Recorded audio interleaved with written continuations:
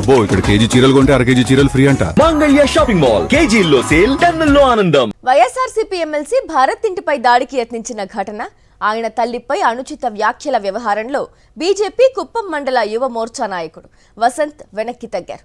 పోలీసులకు ఫిర్యాదు వెళ్లడంతో దిగివచ్చి భరత్ ఆయన తల్లికి క్షమాపణలు చెప్పారు.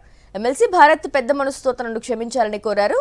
తాను చేసిన వ్యాఖ్యలపై తీవ్ర పశ్చాత్తాపం వ్యక్తం చేస్తూ వీడియో పోస్ట్ చేశారు వసంత్. అదేవిధంగా తన పదవికి, పార్టీ సభ్యత్వానికి రాజీనామా చేస్తున్నట్లు ప్రకటించారు.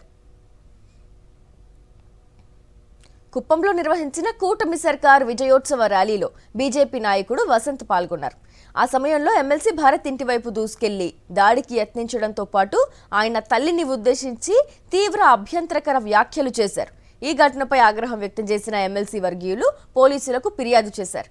దీంతో తప్పు ఒప్పుకుంటూ వసంత్ తనను మన్నించాలని వీడియో షేర్ చేశారు. ఒక బీజేపీ యువ మోర్చా ప్రెసిడెంట్ని కుప్పం మండలానికి ఇప్పుడు 2 సంవత్సరాల కూటమి ప్రభుత్వం దీంట్లో ర్యాలీలో పాల్గొన్నాను. ఆ రోజు భరత్ గారు ఇంటిపైన వెళ్తున్నాను, భరత్ సార్ ఇంటిపైన. ఆ రోజు తప్పుగా ప్రపంచింది, రెచ్చగొట్టారు. తప్పుగా మాట్లాడింది జరిగింది భరత్ గారు తల్లి అంటే అందరికీ తల్లి. తప్పుగా మాట్లాడేశాను. అమ్మ క్షమించగలగని కోరుకుంటున్నాను తల్లి గారిని. భరత్ సార్ గారు, మీరు మాలేసుకున్నారు, మాకు తెలీదు, క్షమించాలని మిమ్మల్ని కోరుకుంటున్నాను. అమ్మగారు క్షమిస్తారని నేను అనుకుంటున్నాను, క్షమించాలని కోరుకుంటున్నాను. ఇప్పటికీ నేను బీజేపీకి రాజీనామా చేస్తున్నాను.